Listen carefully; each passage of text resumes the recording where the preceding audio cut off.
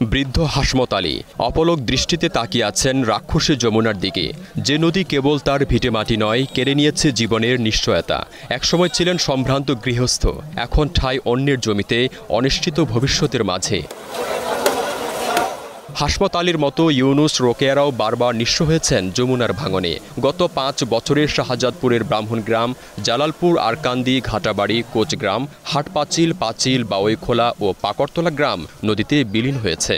শত শত পরিবার হারিয়েছে ঘরবাড়ি ও ফসলি জমি। এখন তাদের কেউ ঠাঁই নিয়েছেন রাস্তার পাশে, কেউ অন্যের জমিতে।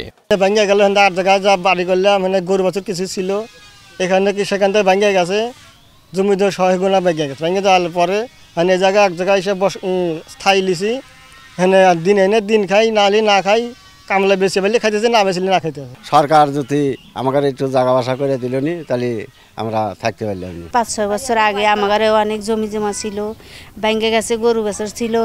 আমরা আগে ঘরে ধানের ভাত খাচ্ছি, এখন আমাদের সমর্থ নাই, বাড়ির অবস্থা নাই, টাকা পয়সা নাই, ঘর দুয়ার দিতে পারি না।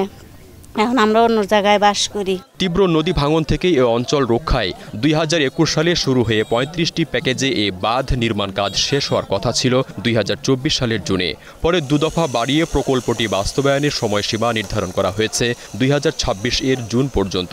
কিন্তু স্থানীয়দের অভিযোগ, প্রকল্প এলাকার অনেক অংশের নির্মাণ কাজ এখনও শুরুই হয়নি।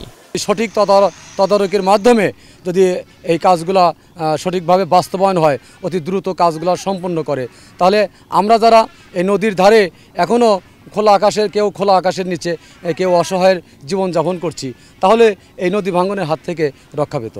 বাস্তবায়নে ধীরগতি ও গাফিলতির অভিযোগ অস্বীকার করে পাউবোর এ কর্মকর্তা বলছেন, ইতোমধ্যে প্রকল্পে 23টি প্যাকেজের কাজ শেষ হয়েছে।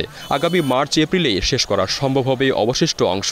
আমাদের যে উদ্বোধন কর্তৃপক্ষ, তাদের কাছে আমরা প্রেরণ করেছি, যাতে তারা ক্ষতিপূরণটা যেন পায় বা তাদের যেন পুনর্বাসন করা হয়, সেই বিষয়ে আমরা সরকারের উদ্বোধন কর্তৃপক্ষ বরাবর আমরা ইতিমধ্যে চিঠি দিয়েছি।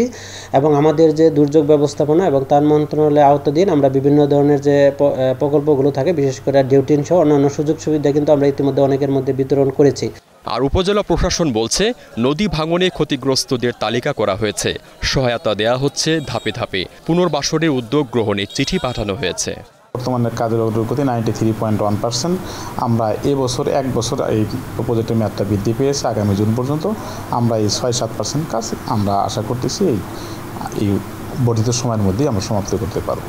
6.5 কিলোমিটার দৈর্ঘ্য ব্রাহ্মণগ্রাম হতে হাটপাচিল পর্যন্ত যমুনা নদীর ডান তীর সংরক্ষণ ও এনায়েতপুর 2 এবং বেতিল স্পার 1 শক্তিশালীকরণ প্রকল্পের ব্যয় ধরা হয়েছে 653.53 কোটি টাকা। Desk report, star news.